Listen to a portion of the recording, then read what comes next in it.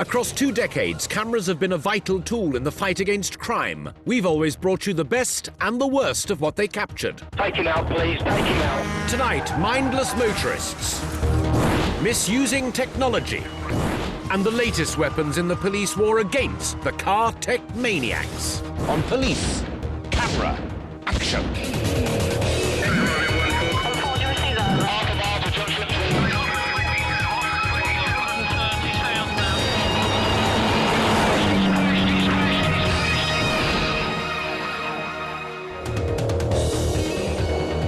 Coming up, mounting police tech in clever new places,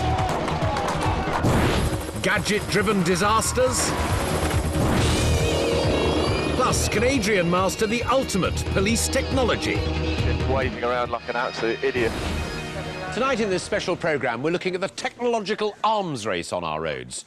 On the one hand, there's our obsession with in-car gadgets, on the other, the police and their technology to crack down on dangerous driving. We'll be revealing the results of the Police Camera Action Survey into the gadgets drivers use in the car and the ones they think have the worst effect on their driving. Now, one surprise was the boom in the use of MP3 players like this. But the biggest surprise is that this baby is no longer the must-have accessory. It's been overtaken by this, the sat-nav system. But for tonight's programme, Adrian Simpson has taken part in an experiment that suggests that programming a sat-nav whilst driving may be even more dangerous than talking on a handheld mobile phone, which of course is illegal. It's a timely warning for the growing army of car tech maniacs. It's terrifying to think where one lapse of concentration at the wheel can lead you. Yet most of us occasionally do things that take our minds off the road. Like talking on the phone, or searching for a favourite song in the glove box. Oh my God, what's she doing? Even though deep down we know that our first duty is to pay full attention to the road. The worst offenders usually know when they're in the wrong, and some will do anything to avoid getting caught. This driver has ducked down to try to hide from the camera. To combat these car tech maniacs, the police seem to be locked in a kind of technological arms race. They have an arsenal of tools to stop even the most determined driver from slipping the net. They also catch plenty of drivers doing things that are better left at home. The Metropolitan Police called this couple on the emergency phone to check they were okay. They were, but next time maybe they should get a room. It seems that whenever new technology comes into our lives, we want to take it into our cars. Before 1930, many people had radios in their houses, but that was the year they took their radios on the road for the very first time. Funnily enough, police noticed that in that very same year, more and more people seem to be paying less attention to their driving. Now there's a famous talky queen, she looks a flapper on the screen. To catch this new breed of offending driver, the police set up motor traffic patrols, and they started using the latest radio technology themselves. Bravo Alpha 19, Bravo Alpha 19. You've got a Morris Oxford coming out towards you. The idiot's fiddling with his radio, Bravo Alpha 19. They also enforced a new law that made careless driving an official offence for the first time. Fast forward a few decades and drivers wanted more. No, more freedom, more choice, more new stuff to play with. Then in the 1960s, along came the 8-track tape player, which meant drivers could listen to whatever music they wanted as long as they could find it.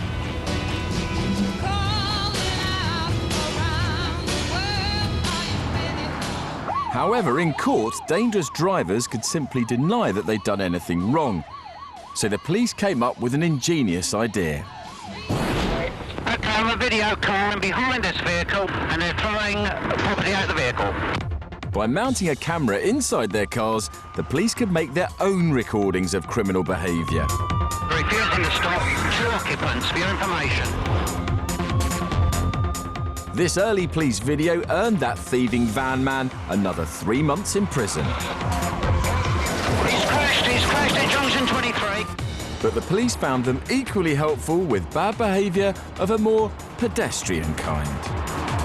Caught on camera, there's no defence this Metro driver could mount to escape a fine. By the 1980s, a new piece of technology was causing havoc on our roads. Excuse me. Hello. Dangerous? How can talking on the phone be illegal? Get a life, man! This is the 80s.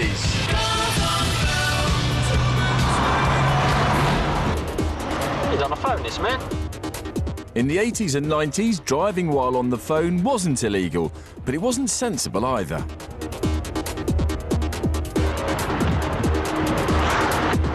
Not on the crossing. Right, that's 2 offences. Can go in the book.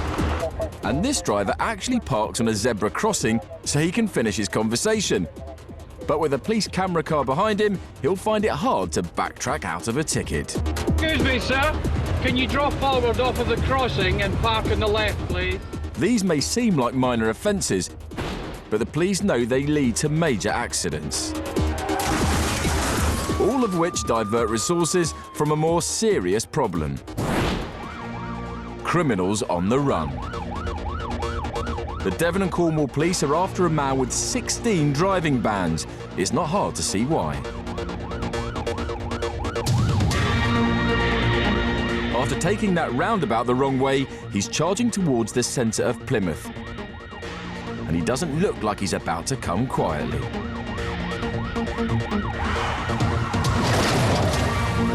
The police are now armed with a range of technology to help them tackle fleeing drivers.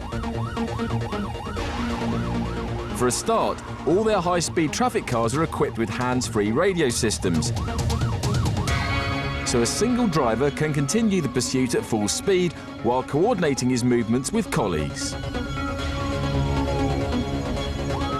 So if one officer loses his quarry, he knows another is already recording, so not a moment of evidence is lost. On top of all this, the council's CCTV operators are patched into the police radio, giving police eyes all over the city.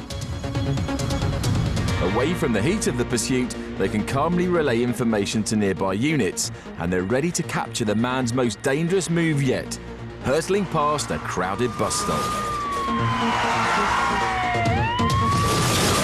Having trapped the car, the police deploy some smart weapons, collapsible buttons and, ultimately, CS gas. These disable this dangerous driver without causing permanent injury.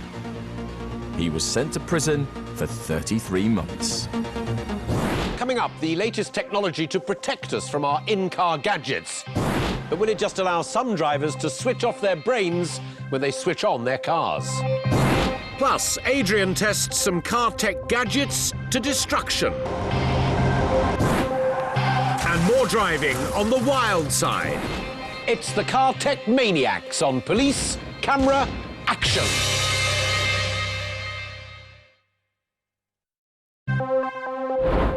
Coming up, the mobile users who don't get the message. Are you going to change gear? I know you're going to do it. You're going to let go of the steering wheel, change it and carry on. Adrian takes it easy behind the wheel. Fold my arms and let technology take over. And the continuing war against the car tech maniacs. Over 2,000 drivers in the Police Camera Action survey told us what they think is the most distracting gadget for drivers. By far the largest number, 36%, think it's a hands-free mobile phone. The majority of people now know if you're talking on the phone, your mind won't necessarily be on the road. But what about the increasingly popular MP3 player or the very popular sat-nav? Adrian Simpson's about to find out just how dangerous it can be to use them while you're driving. As we've been seeing, people do all sorts of dangerous things on the road. From getting lost in a good book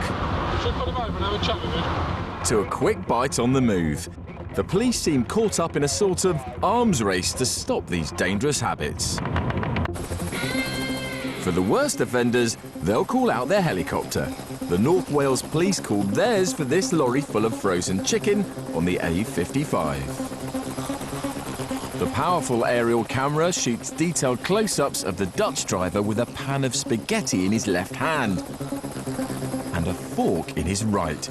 So how is he steering the truck? With his knees. This bit of fast food earned him 8 weeks in prison. Fortunately, the police very rarely see spaghetti-eating, chicken-hauling Dutch lorry drivers. What they do see every day of the week are drivers using mobile phones. Since 2003, it's been illegal to do this. But 300,000 people a year don't seem to get that message. Maybe someone should text them. Although they shouldn't read that message while driving, like this blue van man. That was a very expensive message. It cost him £350 in fines and a driving ban. In Manchester, PC Andy Hunter has just spotted another mobile offender. Wasting no time, he does a U-turn and quickly catches up with the chatty driver, who doesn't seem in full control of his vehicle. It's a bit dramatic up the footpath, well, never mind.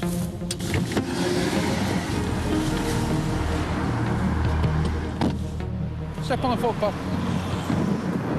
Look at your mobile phone. Yeah, I was on it. Oh no! What was the call for?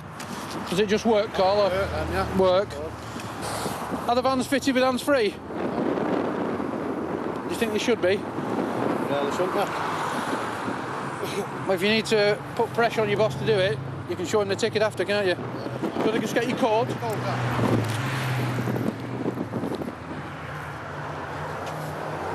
What is it? 3 points now? 3 points, £60 fine at the minute, yeah. The fine's going up and they're looking at the points going up as well because of the severity of it.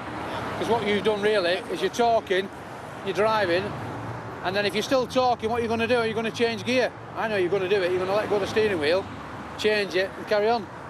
But what's more important, you're driving, you just come past the school as well. Yeah. What happens if little John Willie's running out to school early, going home for his dinner? Yeah. 39, can I have PNC please for a driving licence check? If his employer requires him to use his phone while driving, they could be held responsible for failing to provide a hands-free kit. You need to consider asking work for a hands-free system or buying you a hands-free or whatever, because that's presumably your own mobile phone, is it? A chance to ask his company comes sooner than the man thinks. Hello? You realise you just got me 3 points and a fine? You shouldn't have answered the phone. You ought to get an hands-free kit for us then, don't you? Right, well, bye. All right. Yeah, sound. OK, mate. All right. Please, Don't use the phone. yeah, and be a bit more careful about your driving. OK, thanks very much. Cheers now. Andy sends the man away with a flea in his ear and a fine in his pocket. It was the 5th mobile offender he'd caught that day. Obviously, it's illegal to use a handheld mobile whilst you're driving. However, hands-free devices, MP3 players and sat-navs are technically not illegal. Should they be? Well, with the help of some scientists here at Brunel University, I'm about to find out. Dr. Mark Young has spent 13 years studying ergonomics, how humans interact with technology. He's going to put me through a series of test drives to measure my performance using different gadgets whilst driving. When you're ready, well, away we go. Set me up, Mark, set me up. For this experiment, there is a sample size of just one, which is me, and I'll be driving the latest in simulator technology.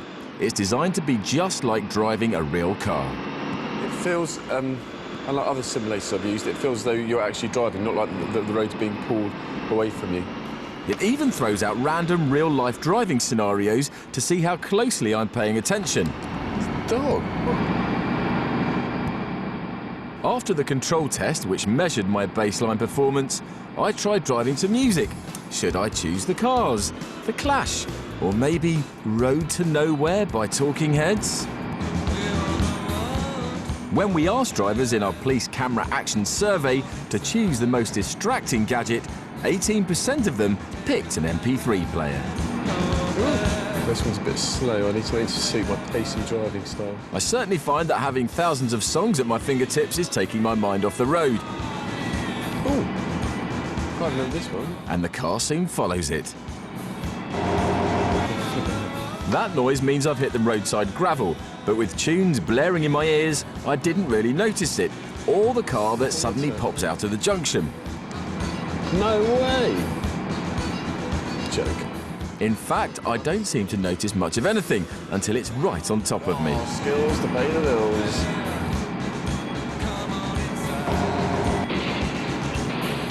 What? Next, the driver's new favourite, a GPS mapping system.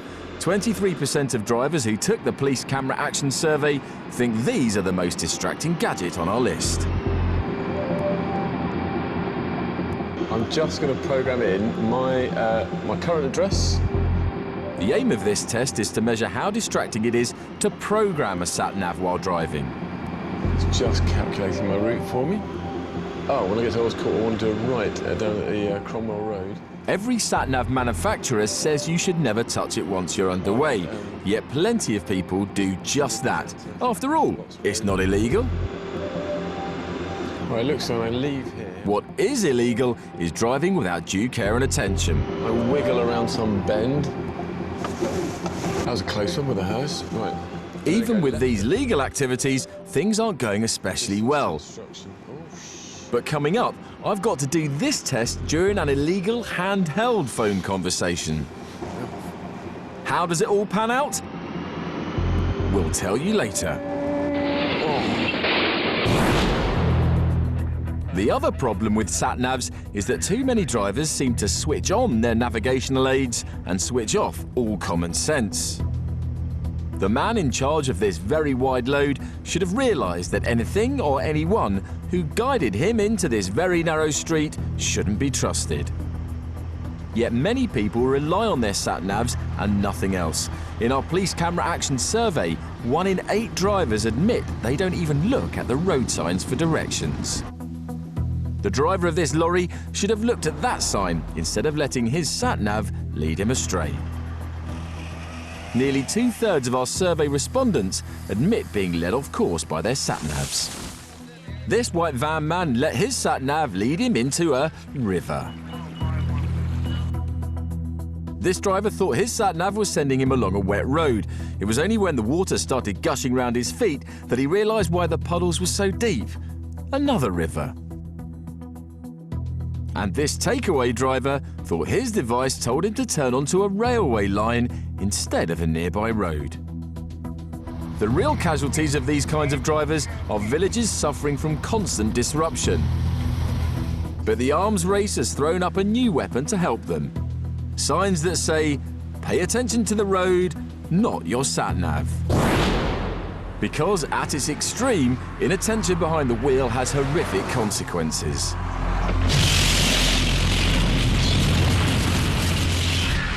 That collision in the USA was caused by a driver asleep at the wheel. Amazingly, everyone survived, no thanks to the dozing driver wandering back towards the police car he just hit. Extreme, yes. Unusual, sadly not. On some roads, 1 in 5 collisions are caused by drivers falling asleep.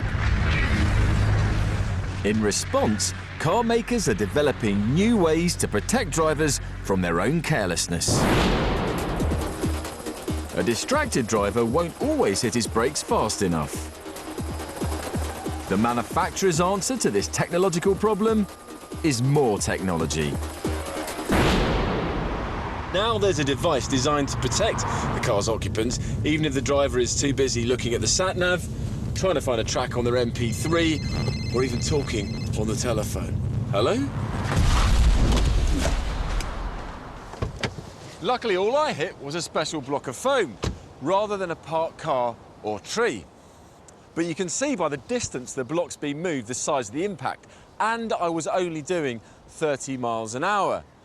This car, however, is fitted with a new device called collision mitigation braking, and the idea is that it will step in to protect the driver in the event that they're too busy doing something else to bother concentrating on the road at all. I want to put Honda's collision mitigation braking system, or CMBS, through its paces. A series of detectors can sense whether I'm hurtling towards an object and doing nothing about it. 3 seconds before impact, I'll get an audible signal. 2 seconds before the impact, the seatbelts will tighten to restrain me, and 1 second before the impact, the car should automatically brake for me. The system can't prevent a crash altogether, What it can do is slow the car down enough to turn a major accident into a minor prank.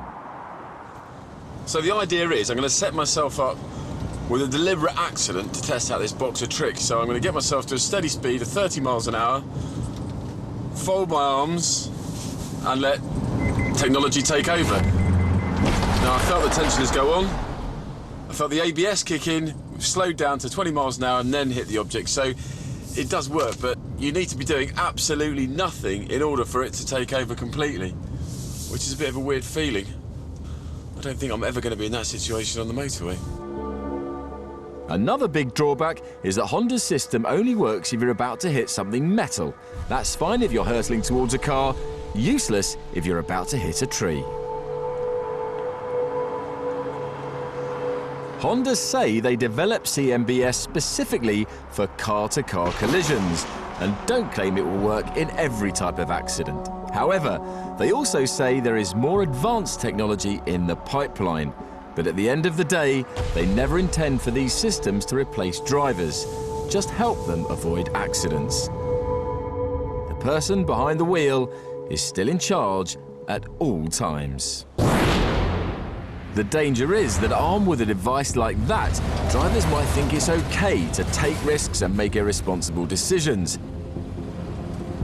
This man on the M6 has done exactly that. He forgot to take his prescription medication and is having trouble staying alert. No matter what technology his car might have, he's still in charge, or rather, he should have been. Instead, the police have to take charge, sending a fleet of cars to shut the motorway and safely guide him off the road. But every officer sent to deal with incidents like that mean one less in the fight against maniacs like this.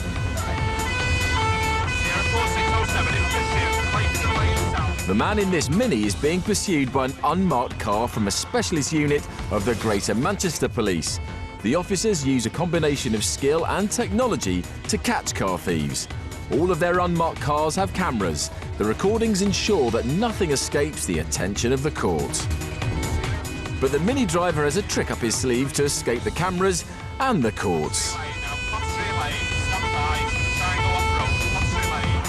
He takes a perilous U-turn and darts down an alleyway that is almost too narrow for the pursuit car. That's exactly as he planned it. He's lined up an accomplice in another stolen car. Before police catch up, he dumps the Mini. But a second unmarked car is quickly onto them. Police now know two thieves are together in this black Audi. What the thieves don't know is that the police have a stinger laying in wait. This is a strip of hollow spikes that deflate the car's tyres without bursting them. The driver spots it and tries to dart onto the pavement, but the swift action of the officer running across the road hits the target. The stinger's quickly retracted to let the patrol car past. The bandit car won't last much longer. In a last desperate attempt, he hurtles onto the pavement, but it's the end of the road. The Audi driver was convicted of a string of burglaries, dangerous driving, and driving while disqualified. The Mini driver was sent to a detention centre for 12 months. Coming up, the police raise the stakes in the technological arms race. Their cameras catch more deadly situations,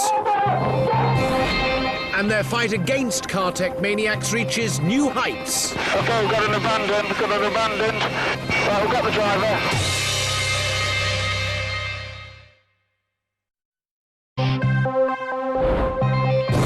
Coming up, we continue to chart the technological arms race between the police and the gadget-hungry motorist. We challenge you to spot the newest high-tech police kit. This isn't the first time you've done this, is it? And Adrian is tested on the latest weapon in the police arsenal. Oh, imagine doing this at night on a high-speed pursuit. It's all part of the war against techno-crazy drivers. That's the driver, one arrested. It's the car tech maniacs on police camera action. When it comes to tackling crime on the roads, the police have their hands full. But increasingly, strength in numbers isn't enough. The police are using technology to get smarter as well as stronger. These mounted officers don't just provide a show of force. Using their specially mounted horse cams, they can also record vital evidence while keeping both hands on the reins. Technology is also helping the police to detect dangerous driving. This man is confusing his car with a dance floor, though I don't think he'll be applauding the fine he'll get from the safety camera team. These CCTV systems use civilians to film bad behaviour and fine offenders by post, which frees police up to deal with more serious matters. And as we all know, there are many cameras which remove the human element altogether. These devices are designed to catch people jumping red lights, who can all too often end up causing nasty accidents. These two American drivers were lucky to escape without more serious damage. And this red light jumper was lucky to escape with his life. Thanks to the ever-vigilant camera, the police don't have to rely solely on eyewitnesses to learn what happened. I'll take this gentleman's cuffs off, Sergeant. Back at the station, they also rely on technology to keep a constant eye out for trouble. Sorry? You've been served. You've got bits and bobs in his pocket, but not another samurai sword. This man has been arrested by the Devon and Cornwall police after rampaging through Paignton with a samurai sword. However, what this police officer doesn't realise is that that wasn't his only weapon. The man's told to keep his hands on the desk, but out of sight of the officer, this man has other ideas. I'm calm down, mate. I'm calm, bro. Doing it calm, listen to what he's saying.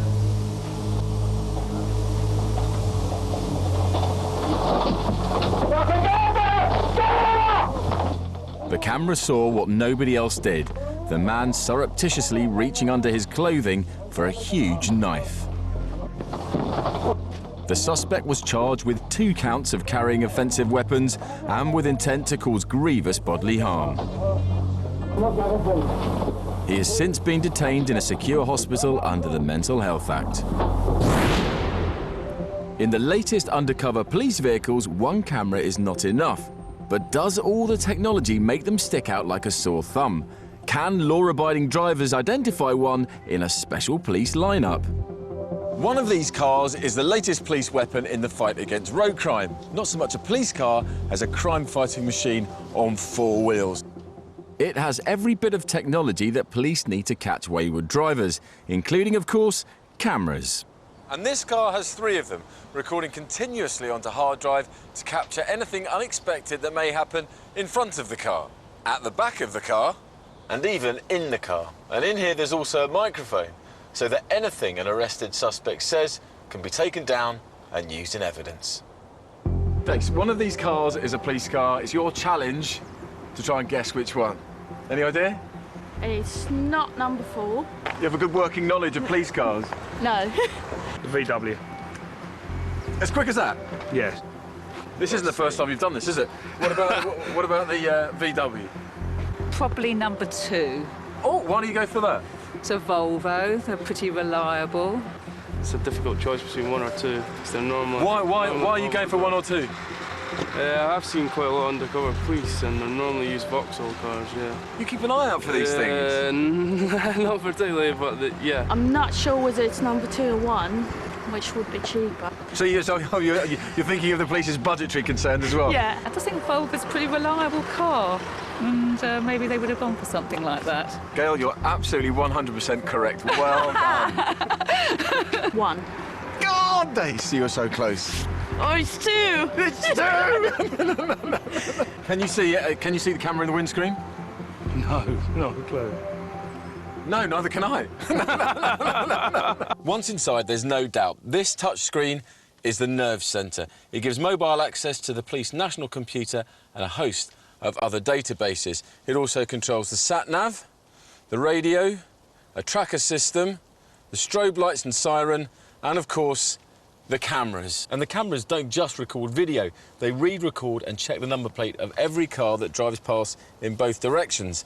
So if it's been involved in a crime or is flagged up for a motoring offence, the officers will be instantly alerted. This technology is called automatic number plate recognition, or ANPR.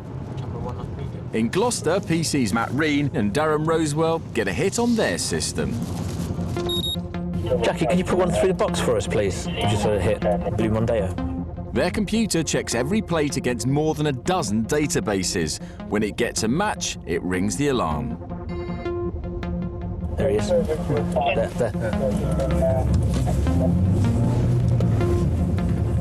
This car is recorded as being off the road.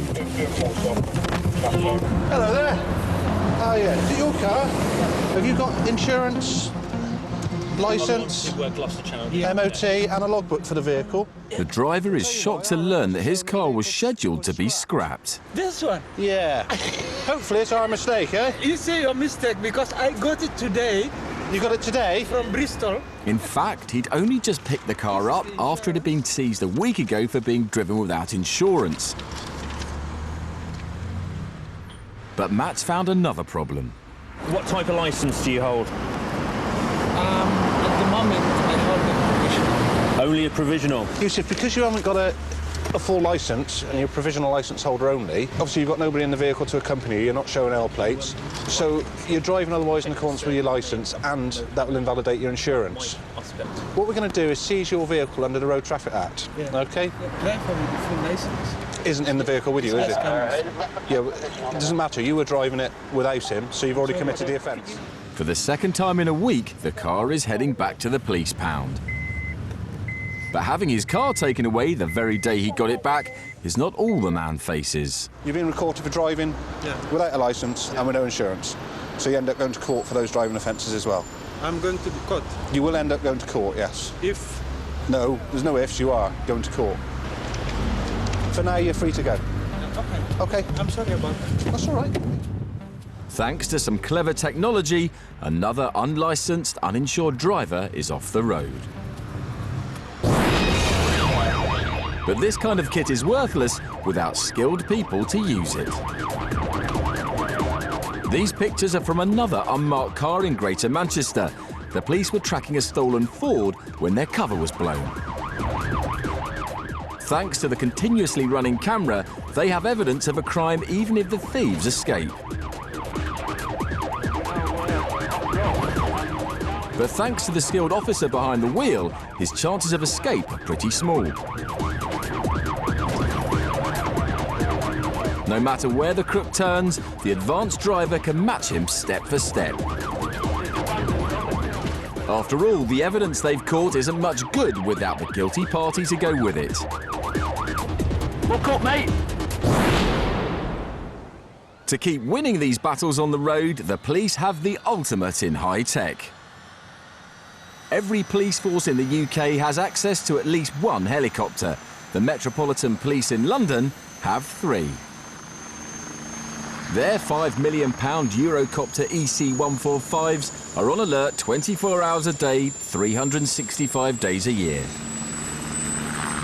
But the officer in charge of it all doesn't sit up here in the pilot's seat. They sit back here. This is the nerve centre of the police helicopter, and this seat belongs to the police air observer. Air observers have one of the toughest jobs in the police service. Using a vast array of technology, they have to think fast in 3 dimensions. OK, take lights out. Continue straight on, straight on.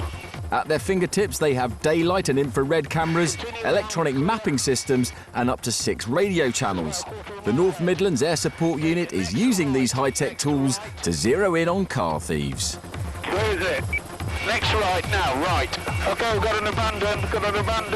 Turn right, now, next right. No matter where they run, the observer can stay hot on their heels. Right, OK, officers on the ground, come back to your vehicles, come back towards your vehicles. Keep coming, past the parked vehicle. Keep coming. And on this dark night, his colleagues rely on him to see them through. Turn right there. Behind the bin. Behind the dustbin.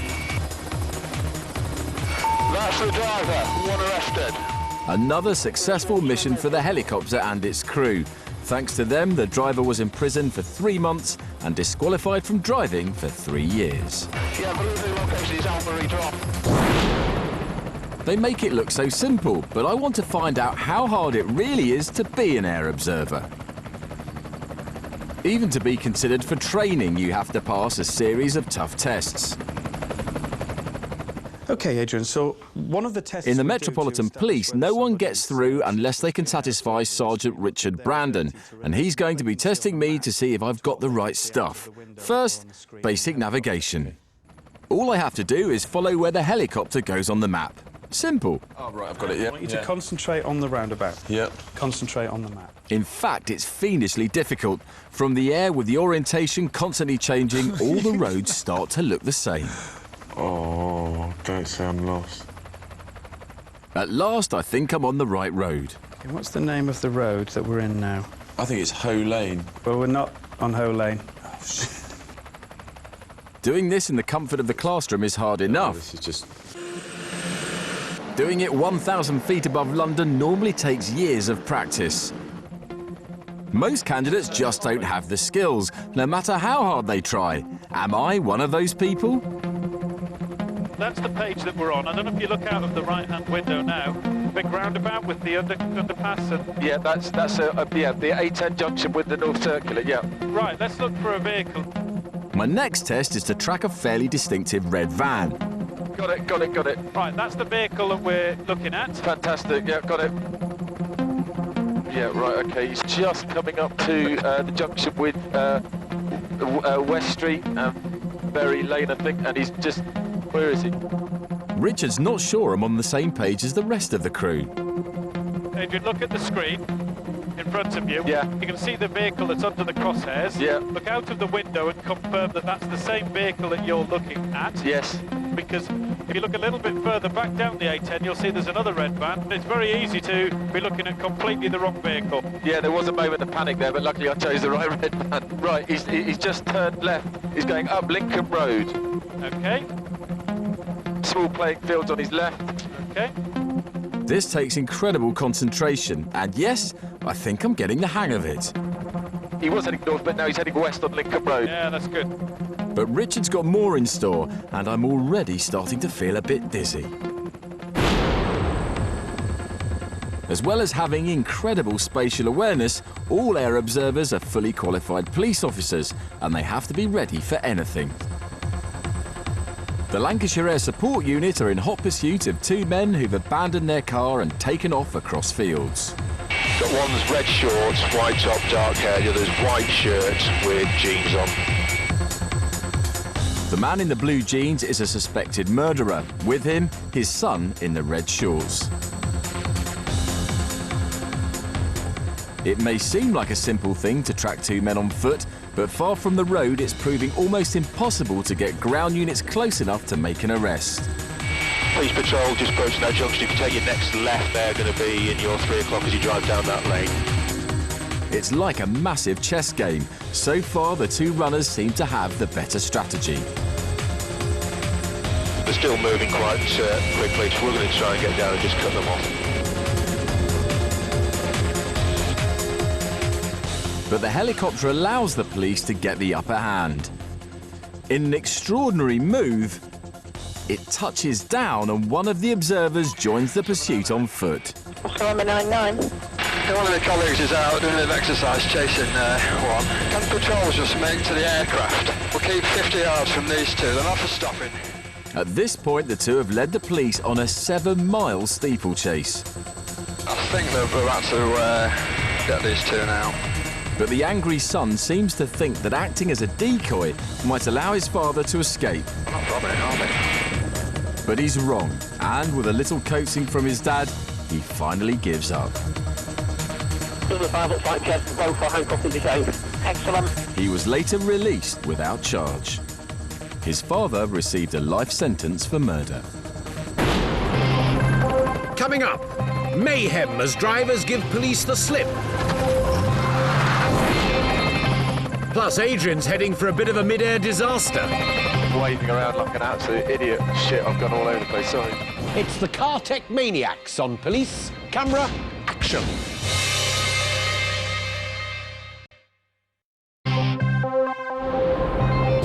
Coming up, the ultimate test on the ultimate police technology. Plus, the frightening effects of not thinking while driving. What? And the high-tech hunt for some low-tech car thieves. Is this a dead end? Stand by. We've got a bailout and runners. It's the car tech maniacs on police camera action. The police are locked in an arms race with the car tech maniacs. They use police technology to catch distracted drivers before those drivers create a gadget-driven disaster. I'm in the ultimate piece of police technology, taking an exam to see if I have the skills to become an air observer. For the final test, I have to take charge of millions of pounds worth of high-tech kit. What we'll do is we'll get you, Adrian, to have a go, see how you get on with the camera. OK, I'll give it a bash, yeah. OK, so we'll press that down. You've now got control. Oh, my word. Oh, my word. After my struggles with the red van, Richard tries to make things easier for me by picking a much bigger white flatbed lorry. I've got to keep it centre screen. This is unbelievably difficult. Now try zooming in on the car, then trim your focus up. Oh, I'm waving around like an absolute idiot. Shit, I've gone all over the place, sorry. I flicked a button I thought was zoom. OK, I've got control. I'm now so lost, the examiner has to take control to relocate the truck. Here we go. OK, do you want me to take it? Yeah, go for it. Oh, imagine doing this at night on a high-speed pursuit. I would be absolutely fried. But you're doing well. You're keeping the vehicle on screen. The only way I can manage it is when the camera is fully zoomed out. But now the lorry is just one speck in a sea of traffic. It's when you ask me to do two things at once, like move it and zoom, and then the focus bit, well, that's just frankly ridiculous. There's no way I can do that. Oh, I've got him. Oh, hang on. Oh, this is so tough. So how did I do? Well, I have to say, Adrian, that the most impressive thing for me was the ability to look at the map and look out the window and pick up the vehicle. And you did that, you know, very, very well. And that's a skill that some candidates just can't master. So certainly having that under your belt and able to do that, the camera work, not so good, but I think we could work on that. And I think, again, it's a skill and it takes practice and it takes training. So, Richard, if I was a police officer, would you consider taking me on? Yeah, a definite maybe. In the heat of a pursuit, there's no room to make schoolboy errors. The Derbyshire police are about to trap a stolen Ford Sierra. To pull it off, the whole police team must work as a single unit.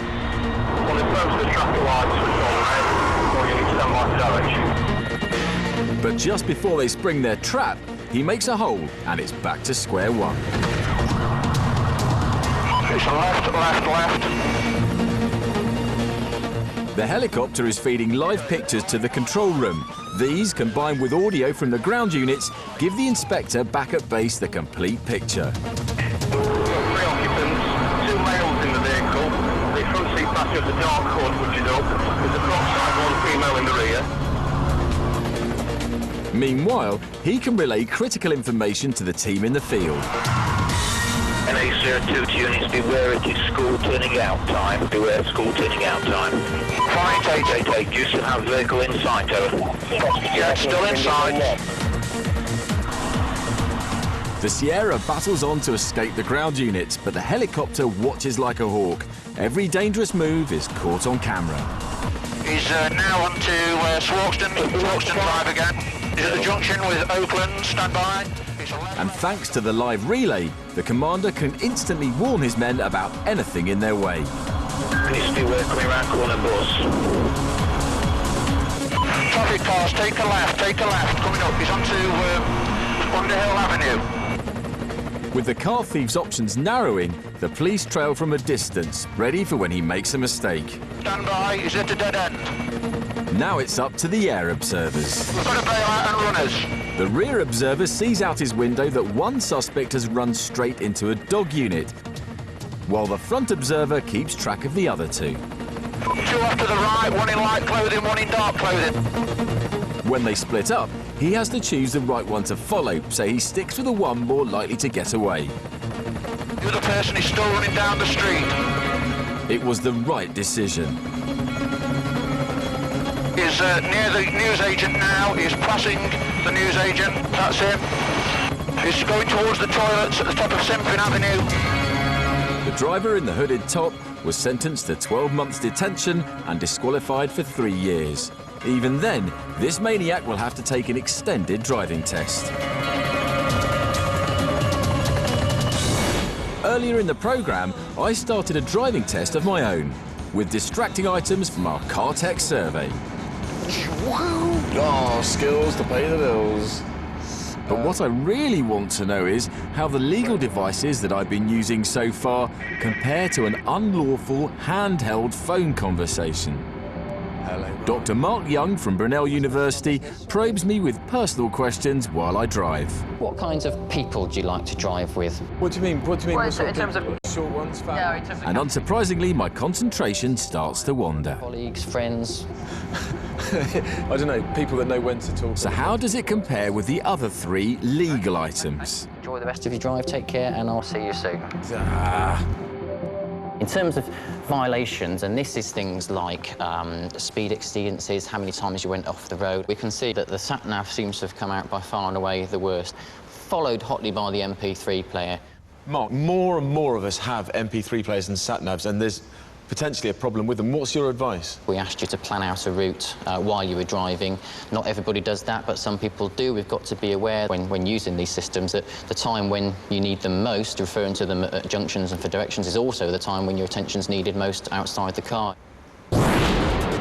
So next time you're losing yourself to the beat or getting lost with your sat-nav, think about the car tech maniacs. Because if you're being distracted by one of your in-car gadgets, you're on your way to becoming one of them. And the police with their own technology are on their way to catch you. Oh my God, what's she doing? So, is there any end to this technological arms race on our roads? Well, in Japan, where sat-navs were introduced 6 years before they were here, the authorities noticed a steep rise in accidents involving people programming their devices whilst driving.